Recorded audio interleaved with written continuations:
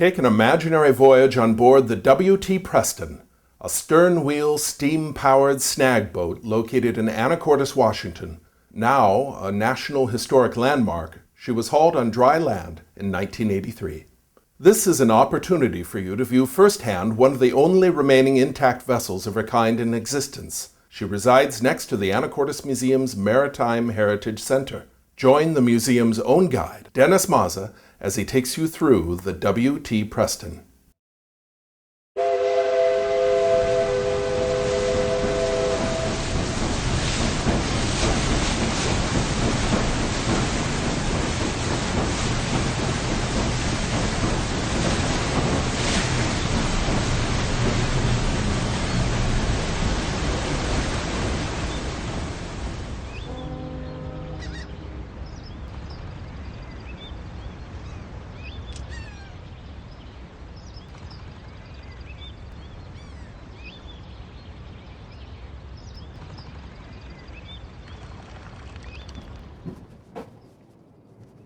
Welcome to the W.T. Preston. First, safety. No running. Watch your step as you go throughout the vessel.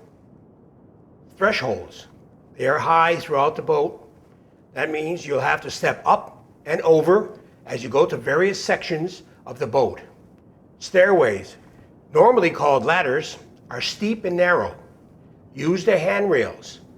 When you're ascending and descending, take your time, watch your step. All right, now let me tell you a little bit about what the W.T. Preston did. This was called a snagboat. There was one, the Skagit, built in the 1800s, the Swinomish, built in 1914. This one was built in 1939, and the only one that had a steel hull. The others lasted 10 or 11 years, and they rotted out, didn't last long. So this lasted from 1939 until 1981. Now, years ago, on the riverways, there was no other way to travel. There was no roads. Trees were in there. They had to chop the trees to get the lumber. They had to clear the fields for farming. A lot of that went into the water, which means a lot of the boats that they used for getting their goods out, or if they were bringing people to Seattle or various waterways, they couldn't do. This is where the snagboat came in. Went from Blaine down to Olympia, had a crew of 14. Now down here in this area, which is the main cabin, here were the 2 firemen and the various deckhands that took care of all the machinery here. And a lot of this machinery is off the Swinomish from 1914. Proceed over here with me and let me show you how this boat actually operated. It was run by steam, it was run by diesel fuel. Years ago, it was run by crude oil, but in the 60s, the EPA said, no, we want a cleaner fuel, so they went to diesel. But the engineer would stand here. Now, in the pilot house, all the captain had up there was the helm, these telegraphs, compass, and some charts. And that was all. All the power came here from the engineer. He had to run everything.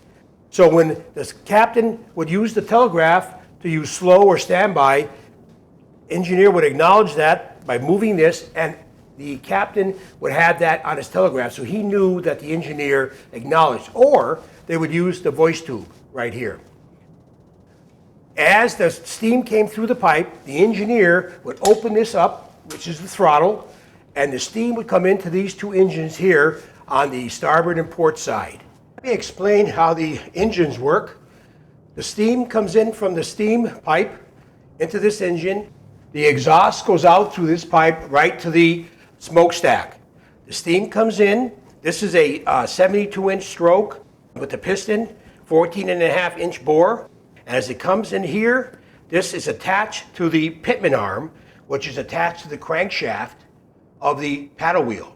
Now, as this moves back and forth, there's a push and pull motion, and that's how both of these go this way, and that's how you get your paddle wheels going. Each one is on a 90 degrees on the port and starboard side, and as they go, that's what makes your movement. These engines here were off the Swinomish from 1914, and they were used right until 1981, being maintained by the crew members down here. Now, the eccentric arm here is connected to the crankshaft, and this here will adjust the steam coming into the cylinders here. There is a steam injector point that comes right here. It's a little tool that comes here. There's a little card, 3x5 card with a pencil, and it'll give you a graph of what's coming in here as far as if there's enough steam coming in, if it's a stop point, starting point, and that's what they use this for. Over here on the pitman arm, there is some leather tongs and an oil cup on each side, and as it slides along, it'll dip into the oil, and that will lubricate the pitman arm. Proceed with me over here, and let's go into the steering room. Now, the captain controls this at the helm in the pilot house. They have 5 rudders underneath the stern wheel. This is your steering apparatus right here, run by steam, and when he turns the wheel up above in the helm, that's the worm screw right here, that will stop at what angle that he wants the rudders at. And that's what this whole thing is. It does that. He controls it by the helm. Here is the engineer's tool room. And what's in here is a lot of the tools that they use aboard ship to make clamps, anything to help out the ship here, keeping ship shape. Now, some of these tools are 100 years old to use these tools and make things here, because they did use blacksmithing, and that's part of it they left in here. Proceed with me over here to look at the steam generator. Now, this steam generator made electricity. This was DC power. They did put in the diesel generators. That was AC power. The AC, they needed that so they finally could get refrigerators in here, which they couldn't have before. Now here is a 1904 hand drill press. Now they did a lot of making tools. It was all hand drilled, 1904, and many people that come in here tell us that they have these in their barns. Now they know what they're used for. Follow me over here to the pumps. Now these pumps are off the Swinomish 1914. Now what this one here is, this is your boiler feed. You have 8,000 gallons of water down below in the bulkhead. That's when they push the pump on, that's what goes into the boiler. Then you have your various pumps here, wastewater, you have your fire pump over here, fresh water. This also could be used for pushing up the hazards with the pumps here. They put it down below the hazards, put the pressure up, and that could build up and they could get the hazards out, or they would use dynamite. Now this here is the telegraph that is out in the foredeck, where the deck hands would use the telegraph to tell people here, okay, go what pressure they want. They would turn this and that would give the pressure over here, so what they could use for on the foredeck. So that's what that was used for there. Proceed with me over here to this wonderful washing machine. Now this was used when they weren't near a town, and they used this washing machine. Now it's called an easy washing machine. A lot of people come in and they say that they do still have an easy washing machine that their grandmother had. This is a very popular one. Many times they weren't near the town, this came in pretty handy for them. Let me give you a little information about the Preston's final journey. In 1981, the Preston retired. But in 1983, from the Dakota Creek ramp, Dakota Creek is pretty deep there and they can bring that in, and that's what they did here. They put it on steel girders, and that's what you see here now. You can get a lot of information from this board. The early years, snagboat operations, where it traveled from Blaine to Olympia, and here's all about the snagboats, of which there were 3 that they had here. The original one from the Skagit from the 1800s. Then you had the Swinomish from 1914, and of course this snagboat here, the WT Preston. Life aboard the snagboat, that's very interesting. And there's the cook up here, which cooked all the meals here in all 3 of these boats for 40 years. And this is the Puget, which they use today to still pick up all the snags around 14 tons a day. This here is your donkey boiler. Now your donkey boiler used wood. They stored 5 cords of wood down below in the bulkhead. This was mainly used when the locomotive boiler, they had to clean out the tubes just like a locomotive. So when they did that, they had to shut down the boiler and use this mainly to keep the generator going, the pumps going, the heat, and that's what they use this for. Large pieces of wood were in here. And this is a water cock, just like you saw in the main boiler, and that will tell them if it's right down here, the water level comes down here, and there's steam that comes out, they got to fill it up right away. This is one of the workbenches that they use with the anvil. They did have some forging equipment, and this is some of the tools that they use right here. These are the tools that they use for making clamps. A lot of little things that went wrong on here they had to fix by themselves, and that's what they used here. Right here, this shows all the information about all the workers that were on here from 1885 down to 1981. There was only 7 captains since then. Some of them stayed on for 25 years. But an interesting note is that some of the ones that were deckhands or that were cabin boys became engineers or became captains if they passed the test. So they had an opportunity to do a lot of things in here as long as they passed everything and were able to be certified by the Army Corps of Engineers. This is the crew mess. This is for the crew on the main deck that worked down here, the firemen, the deckhands. They ate here. All their food came here down the dumbwaiter from the galley up above, from the cook. They took their meals, went to the table here, and when they're finished, they would put their dirty dishes here, and up it went, and the cook took care of the washing and whatnot. This is your crew quarters that are for the deckhands that worked on the main deck. There are 2, 4, 6, 8 of them located on the starboard and port side. They all thought that this was pretty comfortable living in here. This is your main boiler operated by diesel fuel, and they had 149 tubes. If you look into the mirror here, you can see they show some of the tubes that are in here. The tubes took care of the combustion that was in the tubes that went out to the smokestack. Also here, it did get to be about 379 degrees Fahrenheit. It was very hot heat that they had here. This hole right here, this is where the engineer or one of the crew members had to go in every so often when they shut the boiler down to check out if there's any cracks, or if there's anything in there that would hurt the boiler. So this is what happened right in this area right here. Let's go out to the crane and the engine operation. Watch your foot here, it's a high step. This here is your crane turntable engine. This was built in 1914 by the Washington Iron Works. And this is your cable right here.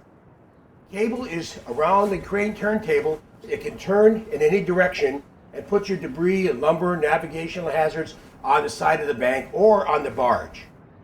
Now the hoist engine controls the winches and the spuds. I'll mention the spuds as we get further on. The crane operator sits right here. He controls all the operations here with the brake levers and pulleys and whatnot. This is what he does, control it and make sure that everything is safe. Let's take a look at the crane operation and watch your step here. This crane is 70 feet high and it can pick up 30 tons and 15 tons dredging. It did a lot of dredging on the banks. A lot of the banks caved in from floods, high rains, and this would dredge. It also dredged down at the Chittenden Creek down there. That's what they did a lot of dredging because the boats could not pass through. So it did 15 tons of dredging, which was a lot for those days.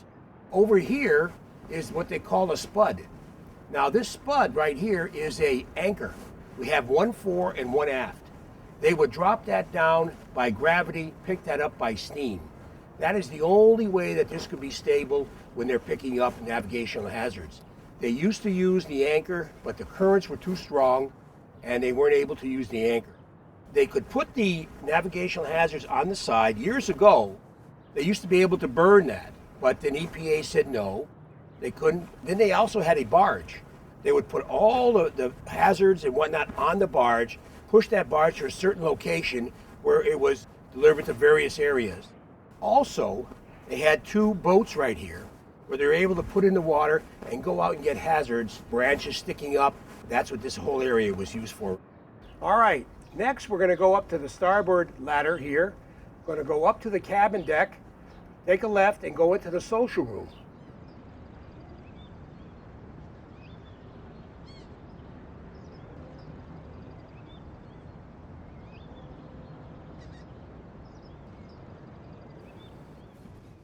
Okay, this is the social room, but first of all, I'd like to point out this is a registered National Historic Place, placed on the National Register March 16th, 1972, and by the National Park Service.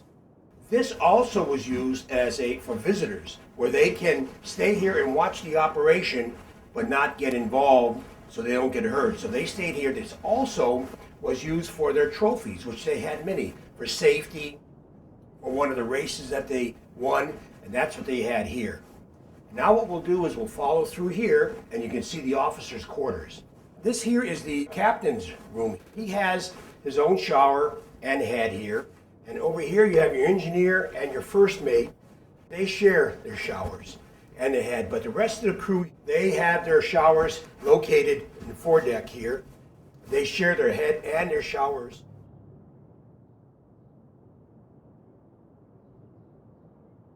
This is the officers' mess, and this is where they ate their breakfast, lunch, and dinner, right here. And then over this way is the galley. And I'll explain some things that went on in the galley here. You have a stove that used diesel fuel, and it took 30 minutes for that to get started. So they had to plan their meals. Cooks worked very hard here to get their meals, 3 square meals a day, right here. Now, you had a refrigerator, but that was run by DC, so they had a motor down below for that. But in the 60s, they did come up with the generators that were down below. That gave them AC power. So they were able to get 2 Kenmore refrigerators located right here on the 2 sides here. Now also, this is where the dumbwaiter was, where they put the food down for the crew down below, and that's where they got their food. And dumbwaiter is located here also. Okay, just a little word about the cook, Fritz, who was on all 3 of these ships for 40 years. He worked very hard making the meals. An interesting story that was brought up was that he made cookies, and he made them especially hard. And then when the children were lined up on the side of the banks, he would throw out the cookies to them as they went along. Over here is your spud, just like on the foredeck. This is the aft, and that was used also for holding the Preston in place so they can get the hazards out. Over here is an auxiliary wheel. This is connected to the 5 rudders down below. This was used in case there was some problem with the steering. They would use this here as an auxiliary. This is the splash guard here, and below that is your paddle wheel. Now, there was an 18-foot forged shaft. That was off the 1914 Swinomish. The cylinder is 70 feet in diameter. That was also from the Swinomish. There were 48 paddles. They were staggered so they would not get all the force in one place, and also they wouldn't get any of the vibrations. They were done that way. Stern wheel also had to be just the right position in the water. So when they went reverse, they had to have the paddles set just the right depth, and also the rudders. Follow me to the pilot house. Watch your step and watch your head on this right here. This is the pilot house. This is where the captain does all his operations right from here. Let me explain right here. This is the helm. This is the steering that is controlled by the 5 rudders down below. He has a compass right here, and he has a chart. And that's the only thing he had here. Except in the 70s, he did get a single sideband radio that was in here. Now, these are your telegraphs, and these were used for giving information to the engineer. This here is your voice tube that goes down to the engineer to give information commands to him. This is the voice tube that goes to the crane operator and the winchman there. Constant conversation with him. The captain very rarely leaves this station here. He has to control everything right from here. Now, up here you have your cranks that are for the 2 spotlights that are located on top of here. Right here, you have a line that's connected to a bell. Now, when they pull this, the bell rings. This was a bell that was off the Swinomish from 1914. And let me give you a little example of how that sounds.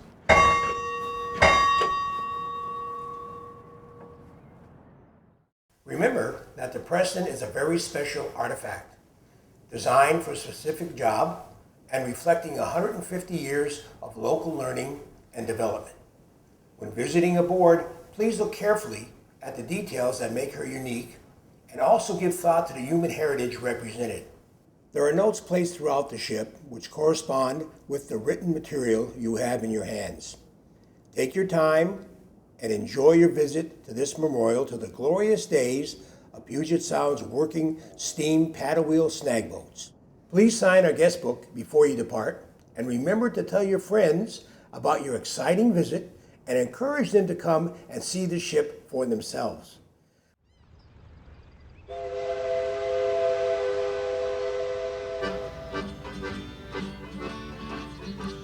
Fritz Rydberg cooked on snag boats for 40 of his years to feed the crews on Puget Sound for the Corps of Engineers. He was cooking on the Skagit, the first of snag boats made to clear the channels for the river steamer trade.